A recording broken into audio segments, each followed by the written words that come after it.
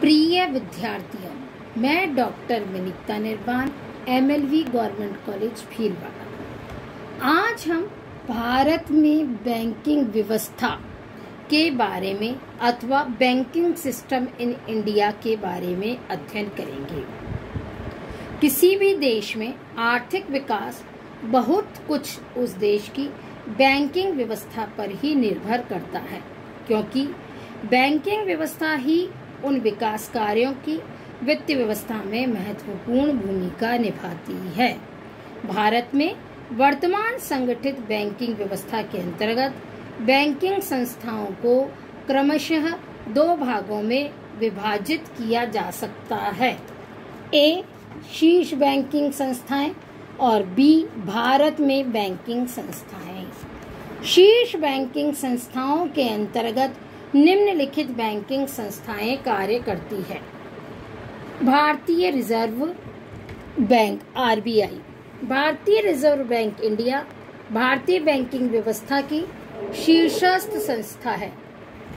यह सभी बैंकों का बैंक तथा उनका सलाहकार तथा मार्गदर्शक बैंक है। इसकी स्थापना 1 अप्रैल 1935 को एक विशेष अधिनियम से की गई तथा 1 जनवरी 1949 को इसका राष्ट्रीयकरण कर दिया गया। भारतीय रिजर्व बैंक देश में नोट निर्गमन की एकाधिकारी संस्था ही नहीं, अपितु बैंकों का बैंक तथा अंतिम ऋणदाता एवं मार्गदर्शक भी है। देश के विभिन्न विदेशी विनिमय कोषों का संरक्षक भी है। देश की साख का नियंत्रण करता है तथा मौद्रिक नीति का संचालन करता है। देश की सरकार के बैंकर एवं सलाहकार के रूप में कार्य करता है। आंकड़ों का संकलन करता है और समाशोधन गृह के रूप में कार्य करता है। देश के बहुमूल्य धात्विक कोषों को अपने संरक्षण में रखता है।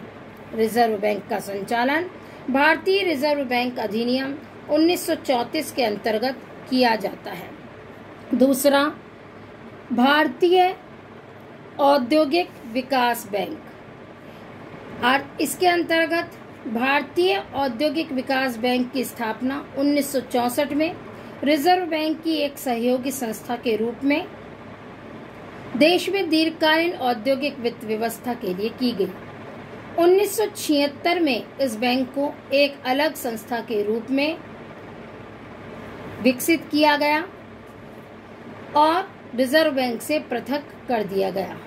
इसे हम इंडस्ट्रियल डेवलपमेंट बैंक IDBI भी कहते हैं। अब यह बैंक भारत में औद्योगिक वित्त व्यवस्था करने वाली शीर्ष संस्था है।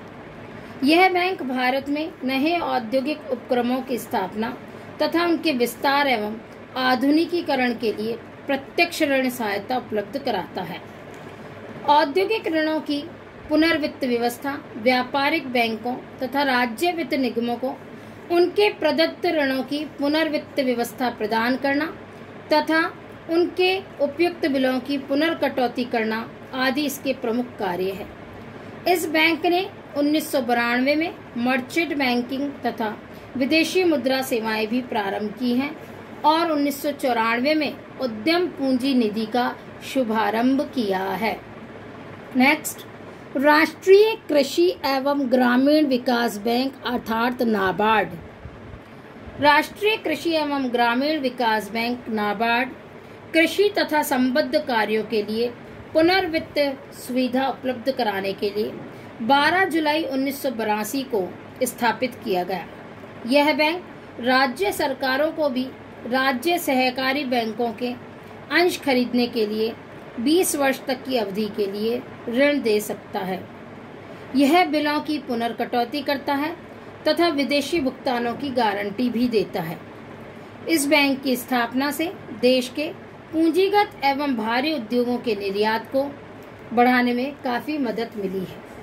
नेक्स्ट, भारतीय निर्यात आयात बैंक एग्जिम बैंक। देश के निर्यातों को प्रोत्साहन के लिए लक्ष्य से प्रेरित होकर भारत सरकार द्वारा मार्च 1982 में एक विशिष्ट अधिनियम के तहत भारतीय निर्यात आयात बैंक की स्थापना की गई। यह बैंक देश के आयात तथा निर्यात के लिए वित्तीय सुविधाएं उपलब्ध कराता है। यह बैंक देश के विदेशी व्यापार संवर्धन हेतु तकनीकी सहायता देने के लिए शोध एवं सर्वेक्षण कार्यों को प्रोत्साहन भी देता है। नेक्स्ट है भारतीय लघु उद्योग विकास बैंक सिडबी। भारतीय लघु उद्योग विकास bank SIDBI small industries development bank है।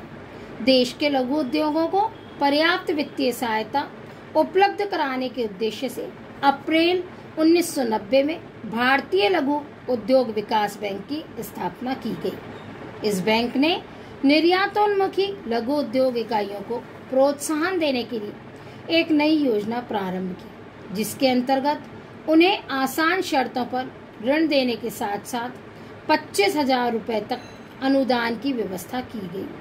लघु उद्योगों के विकास वित्त की दृष्टि से इस बैंक का महत्वपूर्ण योगदान है और इसकी महत्वपूर्ण भूमिका है। ग्रामीण क्षेत्रों में शोध कार्यों को प्रोत्साहन देना तथा ग्रामीण क्षेत्र की विभिन्न विकास संस्थाओं के कार्य में समन्वय स्थापित करना इसका मुख्य कार्य है।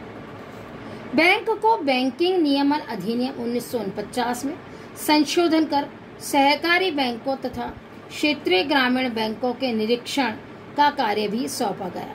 वर्तमान में यह बैंक कृषि तथा ग्रामीण विकास वित्त व्यवस्था में महत्वपूर्ण भूमिका निभाता है। राष्ट्रीय आवास bank national housing bank Bharat में आवास और बेरोजगारी की समस्या के निराकरण के लिए सरकार द्वारा गृह निर्माण कार्यों की वित्त व्यवस्था हेतु 1988 में राष्ट्रीय आवास बैंक की स्थापना एक महत्वपूर्ण कदम है। यह बैंक न केवल गृह निर्माण कार्यों के लिए अधिकाधिक वित्त व्यवस्था करेगा, वरन समाज के पिछड़े एवं कमजोर वर्ग के लोगों के लिए आवास वित्त व्यवस्था में अग्रणी रहेगा और गृह निर्माण कार्यों में संलग्न संस्थाओं के कार्यों में समन्वय भी स्थापित करेगा।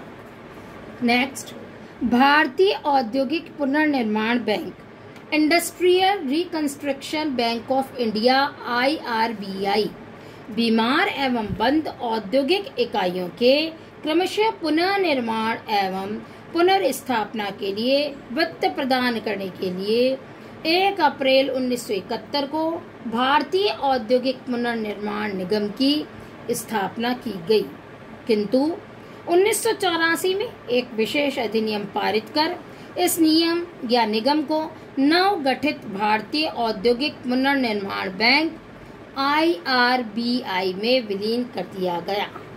अब यही बैंक देश की बीमार एवं बंद औद्योगिक इकाइयों के पुनर्निर्माण एवं पुनर्स्थापना के लिए वित्तीय संसाधनों की व्यवस्था करता है।